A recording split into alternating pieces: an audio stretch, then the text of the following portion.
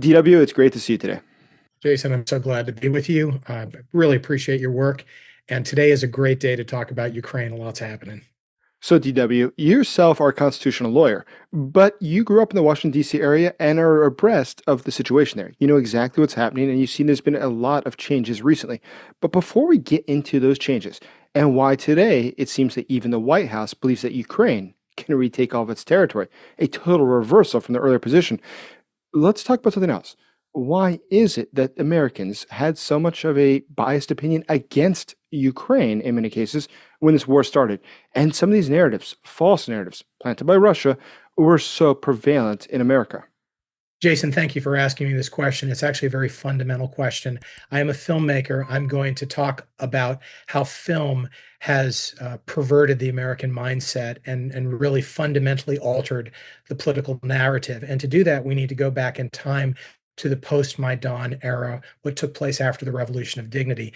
And I'm going to speak specifically of one filmmaker, a pro-communist, pro-Marxist filmmaker who is known to almost anybody in the film world in America, and that's Oliver Stone.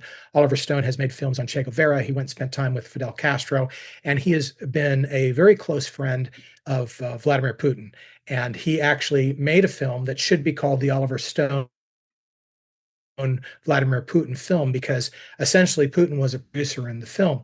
And this was a ticking time bomb. It was a placement film that Putin worked on, and he did this about less than 4 years after the fall of Maidan with Oliver Stone. And the purpose of this particular film was to lay several traps for the American mind. And one of the traps that was laid was this idea that Maidan was a CIA coup, that it was in fact orchestrated by the State Department and the CIA to overthrow the government in Kyiv. Now, if you're a person who's been listening to podcast social media over the last 3 or 4 years, and you've been listening to Tucker Carlson, or you've been listening to Tulsi Gabbard, you need to understand where they got their information from. We say that it's Russian disinformation narratives, and that's accurate. But do you understand where it came from? It's not simply reading RT or getting press releases from the Kremlin. They got it from Oliver Stone and from Vladimir Putin themselves, because early on, Putin and Stone released a film called Ukraine on Fire, which became the first of multiple films. And in these films, they said, you know what, Maidan was a CIA coup. And they took this second-tier woman named Victoria Nuland, and they said, we have this tape. We can show you this tape. It's a little tape, and it proves that America is behind things. If you fell for that, I'm sorry to, I don't want to embarrass you, but you've been intellectually humiliated, because the idea that this second-tier cookie-giving State Department woman brought 1 million people into Kyiv and overthrew the government that was then validated by the Rada, including the party of Yanukovych himself, after he had flown to Russia and was hiding with his gatekeepers in Moscow. I'm an attorney. I'm a constitutional attorney. I can pretty much guarantee it wouldn't last 5 minutes at court. You'd be laughed out of court if you made that. And if you listen to the actual release statement, probably released by Russia, you would realize this doesn't prove anything. It's like a typical conversation a State Department person would say. If you go to your city, Jason, and you talk to people, as I have, I've interviewed many people who were part of Maidan and who were there for Maidan, and you talk to them, they'll laugh you out of the room. They'll talk about how foolish this is. But Putin was smart. Oliver Stone was smart. They knew that if they could produce a film and use smoke and mirrors and sort of say, well, let's see, we think the shots came from here, we think this, we think Victoria Nuland did that. Aha, it's all the CIA. That they could then create a narrative of blame America first. Ukraine isn't free. Ukraine is Borat. They're not capable of anything themselves because they actually live in the 8th century, and we will bamboozle the American people into thinking that all Russia really wants to do is to protect Russian speakers, to try to see a peaceful world, to bring about justice. And this film was planted before the full-scale invasion, and then it was followed up on. Now, Jason, here's the big thing. On February 24th, 2022, what film was gaining hundreds of thousands of viewers? It was Ukraine on Fire. The first thing that Carlson and Tulsi Gabbard and the rest of these people did was they started passing around the Oliver Stone Putin film, and it went like bananas all over the internet. So people on the right who wanted to blame everything on Biden because they said Biden is, the archdevil of all problems, they needed an answer. And the answer couldn't possibly be that Russia is bad and doing something which is a war crime. How could that be the answer? Wait a second. It's a State Department plot. This is about biolabs. This has nothing to do with freedom. It probably isn't even happening. It's probably just theater. And we heard that from the people who are presently speaking to the White House. Remember, Tucker Carlson's son is speechwriter for J.D. Vance. Tulsi Gabbard is director of national intelligence. J.D. Vance is an individual who, on repeat, has made Russian talking point narratives. But it was filmmaking, it was Stone, it was Putin who planted this. And then when he invaded, it was ready to go.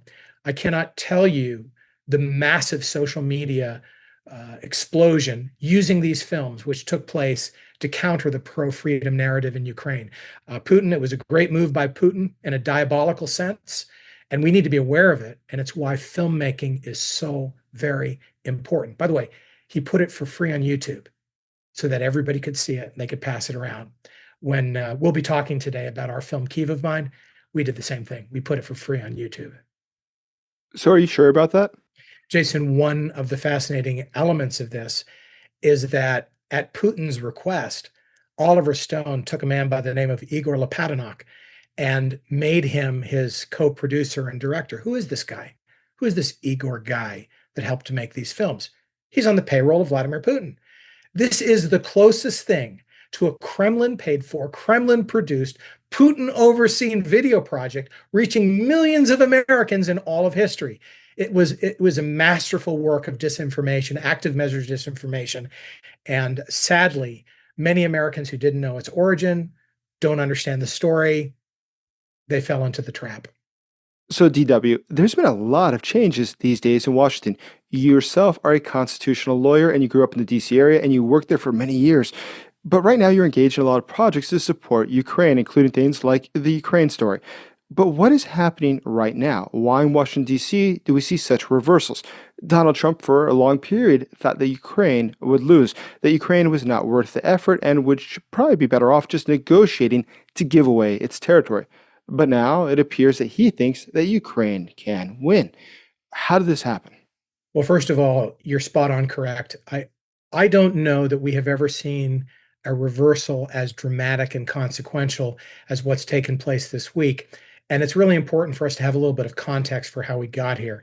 So if we go back 8 months in time to the birth of Trump II, the 47th president, his administration, we were living with almost 8 months of complete appeasement to Russia and with a narrative which closely matched the Kremlin talking points.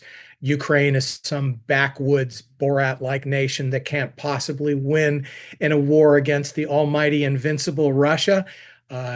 America is the only reason why Ukraine is standing. There's nothing, truly unique about Ukraine itself. The reasons why Russian tanks didn't stay and weren't victorious in Kyiv was because of the mud, not because of Ukrainians, and on and on and on. It was a pantheon of misinformation, false information, disinformation, which was coming out of the White House. And along with that, we got just some of the most extraordinary appeasement in American foreign policy history. Long gone were the Reagan days where we were projecting liberty, we were projecting freedom, we were projecting hope to the oppressed, and instead we're actually voting with Marxist-Leninist nations in the United Nations against our friends. It was extraordinary. And it's not just Democrats and liberals who should have been upset about this. Republicans, conservatives, Americans who care about our historic legacy should have been simply astonished. But a lot's happening in the news, and it's easy to lose that. Okay, now let's fast forward to where we happen to be this week, because I think, Jason, we have an opportunity, and I hope we get to talk about that opportunity today. What happened this week was the President of the United States said, number one, Ukraine can win. Not only can they win, they can take back land which has been stolen from them. And not only can they win and take back land which has been stolen from them, but on top of that, Russia is losing. And Russia is not what we thought they were. They're not the military invincible machine that they have proclaimed that they are. Putin is in big trouble. Their economy is a mess. There is an opportunity for total victory in Ukraine. Now, to be completely honest with you, it's not that Trump has embraced Biden's position. He's better than Biden's position, at least as far as this statement is concerned. Is he going to, do a flipperoo tomorrow? I mean, it could happen, right?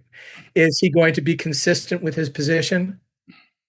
That's a whole nother story. Will we actually have positive decisions made that will benefit Ukraine on the ground? Yet to be seen. But I'm just going to say, Jason, I think that this war is fought on two fields. It's fought on the battlefield, it's fought in the information war. And insofar as we have the President of the United States giving positive information and really for the first time accurate and honest information about Ukraine in a broad sense of the term, we have to say that that's a good thing and hope to nurture it and then take it and reach a whole lot of Americans and Europeans who I think have been distracted and who just accept whatever the narrative is that comes out of the White House. I even think other good news is that I'm hopeful that a lot of Republicans that have been timid will reevaluate that entity, come back and say, all right, we have an opportunity. Let's actually do something now. So that's an interesting point. The Republicans historically were very strong against the Soviet Union. They understood that it posed a threat to the United States and its national security interest. And it wasn't just in Europe, it was global, including places like Latin America as well as Africa. So it's hard for many to understand what happened to the party of Ronald Reagan, that today it votes along the same lines as communist nations in the United Nations. What happened there? And do you think that there is some sort of a historical memory in the Republican Party of being at one time the party that was against tyranny internationally? Well, if I'm feeling particularly cynical on this day, I would say that there's been a collective lobotomy on the right where we have, I want to say that many people, Republicans, conservatives, who would otherwise be freedom proclaimers and who would remember the legacy of Reagan, which helped to bring down the Soviet Union and end that particular branch of the Cold War, and who was constantly projecting optimism, America as a beacon of liberty, where today we are a transactional nation. We are siding vigorously with Saudi Arabia, and we have not been good friends to our European allies. I mean, even the thought, the concept that we're interested in the territory of our allies and we would pressure them would have been shocking to Reagan, I think, and certainly should be shocking to people that believe in constitutional limited government and American foreign policy as something which yes, stands with freedom, but is not authoritarian, which is not about some sort of global hegemony, which takes place through military expansionism, which essentially is Russia's position. So we are always on the other side of that particular coin. That's what we want. But something happens when culture wars reach such a bubble, such a volcanic explosion. The Biden years, we have to remember, came with some very, very big downsides for Americans. It actually didn't matter what side of the perspective you were on. You did not like the immigration policy. The emphasis on woke politics was disturbing to a lot of Americans. They didn't like it. They were upset about it. But things became so tribal, so polarized. We went from one side to the other side. And when you're in the midst of this big battle, Ukraine seems very, very far away. People are wondering what's the price of eggs, what are happening with immigrants, what's going on here. And they don't want to go back, or at least 50% of them don't want to go back. And at the end of the day, they simply accept whatever comes out of the White House. And the White House, I mean, let's remember something. J.D. Vance's speechwriter is Tucker Carlson's son. Let's not forget that. His son is on the team of the vice president of the United States. When you were listening to the Munich speech and the vice president of the U.S. saying that the number one problem threatening the world is censorship, not Ukraine, not Russia, it's censorship, you're listening in part to Buckley Carlson. We don't know exactly 100% who wrote it. I'm just saying he's on the staff and he's a writer and he probably had some influence. My point being that a particular branch of podcast world which utterly detests Ukraine and which has dedicated itself to spewing contempt for the cause of freedom in Ukraine and embracing the Kremlin, that particular branch has helped to shape the narrative disproportionate to their actual relationship to the American people. And we have to remember that. I actually think that a lot of Americans, when you ask them point blank questions, are very favorable to Ukraine. They're supportive of Ukraine. They don't understand all the ins and outs, which is why I'll just conclude the answer to this question by saying we have an opportunity to capture the narrative and to win those people back. Let's do it. So that's interesting. When you look at the narrative and what people are saying, what do they not understand about Ukraine? Or what is it you come across often that is a stumbling block for them to get behind supporting Ukraine? What is necessary now? And perhaps you can also, while responding to this, explain what your project is and how it fits into that. Exactly. And what I'll do is I'll take you back in time to the 2010s and specifically to the year 2018. This is 4 years after Maidan, 4 years after the Revolution of Dignity. Ukraine has said, we're done with the old Soviet mentality. Yanukovych is out. He flew back to Russia. He was deposed by his own in Kyiv at the Rada. And the Ukrainian people are saying, we want to be part of the West. We want to be free people. And a group of men who were visiting Ukraine, who were involved in the tech world and the legal world and other things, internationals, they came to Ukraine and they came to Kyiv and they fell in love with the city. They fell in love and they realized Americans in the West do not really get what Ukraine is all about. They have this Borat-like understanding of this beautiful country, which was full of innovation and culture, artistry, people that are absolutely magnificent. I mean, I think you and I both know, because it's been both of our experiences, although you've been in Ukraine for a long time now, that you go to Ukraine and you fall in love. You just completely fall in love. You fall in love with the people, you fall in love with the history, you fall in love with the food, the culture, with everything. And you think, how did this remain a secret for so long? So these men became filmmakers. Some of them already were filmmakers, international filmmakers. And they started a project called Kyiv of Mine, of which I am now part of the project. I'm an executive producer with them. And it began in 2018 with this idea that Kyiv needs a better conversation. They need a love letter. So they began tracing the story of a dozen Kyivans back at a time when there was no full-scale invasion. And they took it through the next 8 years and followed. And something completely unique, by the way, in filmmaking is that you start a project thinking you're doing this, but you end up living with the same people, recording the same people over 8 years of their life through COVID, through wars. And so the same person who said to you, I just built a restaurant in Kyiv and I'm so excited. I'm so excited. You're now talking to him, looking at his restaurant bombed in ashes to the ground as he says, what am I going to do? And then later on, you see him, I've rebuilt it. I'm starting it up again. So to answer your question, Ukraine needs a better conversation. Kyiv needs a better conversation because here are the impediments. Impediment number one. Americans have been given Russian propaganda and disinformation to believe that Ukraine is some 8th century backwoods nation, which is out of touch with reality, where babushkas walk the street and pull fish out of the local river without, it's just, you can picture it. It's just this backwoods perspective, which is 100% inaccurate. The second problem, number two, is that Ukraine is the most corrupt nation in the world. Absolutely false. And there are international, organizations that actually rate this particular problem. And Ukraine is nowhere near where Russia is, nowhere near where anyone else is. But even that isn't the main point. The main point is that in the year 2014, Ukraine said, we're done with corruption because we're done with Russia and we're done with the Soviets. And they began a process of trying to eradicate corruption. The old vestiges of Russia remain. It's not as if it's gone, but they are fighting so hard against it. Jason, I had in my home where I'm broadcasting a bunch of Ukrainians, and I asked the question once. I said, "What do you think we should do when people are found guilty of corruption?" And one Ukrainian woman from Kyiv looked at me and she said, "Well, we should cut off their hands, of course, because it has to end forever." And I thought, "Whoa, that's not the kind of an answer an American would give." But it's what Ukrainians give because they're done. They're so completely done. So that's the second problem.